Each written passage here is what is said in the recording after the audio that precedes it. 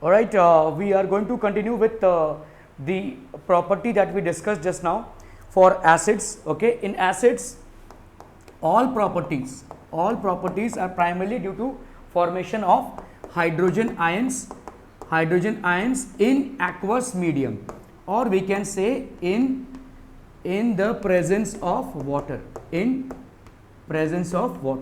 okay.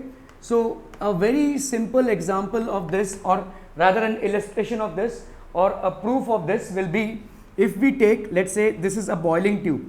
What we mean by a boiling tube is basically a tube in which it's absolutely dry. So this is basically a boiling tube, okay, and in a boiling tube we have taken small amount of sodium chloride. So let's say we have taken sodium chloride. We basically cover this by inserting two tubes, one of a thistle funnel in which we are pouring acid, okay, and the other one goes like this. It's a tube that goes like this, okay. Okay, so now what we are doing is, in this sodium chloride, okay, in this sodium chloride we are pouring concentrated H2SO4, which is sulfuric acid. So sodium chloride is being poured on concentrated H2SO4, which is basically sodium chloride, and concentrated H2SO4 is getting poured. Now what we do is, in the first instance we keep a litmus paper, we keep a, let's say, blue litmus paper, however it is an absolutely dry paper, this is basically a dry paper, okay. So what is happening here? Let's look at this, okay. So we have sodium chloride and we have concentrated H2SO4 pouring on it. So what will become? This will give us Na2SO4 sodium sulfate plus 2HCl, okay, 2HCl, that's basically by 2. So this is sodium chloride, this is the chemical reaction which is basically happening. So sodium chloride, we have concentrated sulfuric acid being poured on sodium chloride. Concentrated sulfuric acid being poured on sodium chloride gives us sodium sulfate, okay. So this is giving us sodium sulfate, and the other thing that we are getting is HCl gas. This is hydrochloric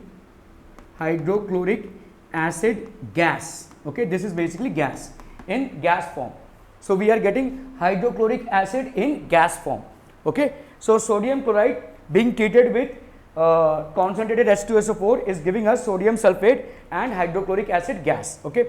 Now this gas, this is basically hydrochloric acid gas. When it is passed on blue litmus paper, we observe that what should happen? Blue litmus should turn red. Why? Because HCl is, even if it is in the gas form, it is basically an acid. However, blue litmus remains blue, no change. It remains blue and there is no change at all. Okay. However, in place of pure blue litmus paper, if we take moist blue litmus paper, in place of just blue litmus paper, if we happen to take moist blue litmus paper, this changes to red.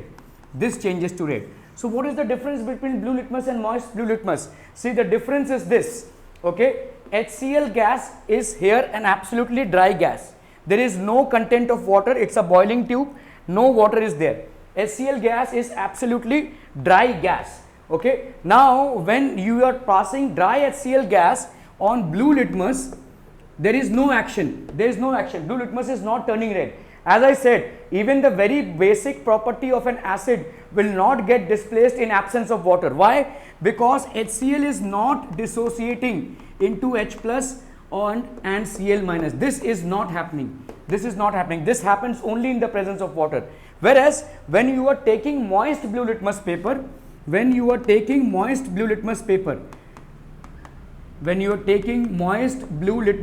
what is happening? This moist blue litmus paper is getting contaminated with HCl gas, okay. So now in the moist blue litmus paper, water is present, okay. So what is happening is, although HCl is a dry gas which is getting evolved, however it is getting an opportunity to react with water, okay. It doesn't react with water, it basically becomes an aqueous solution with water. Now what will happen? This will form H plus and Cl minus ions, and this H plus again gets combined with H2O to form hydronium ions, and this is what causes the change of blue litmus to red. So a very simple demonstration of how the property of acid, the very basic property of acid which is turning blue litmus red, is connected to the evolution of hydrogen ions. Okay, until and unless hydrogen ions are getting formed, acids are not going to display their properties. Okay, so hydrogen ions are formed only in the presence of water. Okay, so I hope this demonstration makes it clear. So all the properties are basically correlated to this property of forming hydrogen ions. Okay, so you can take a snapshot of the same.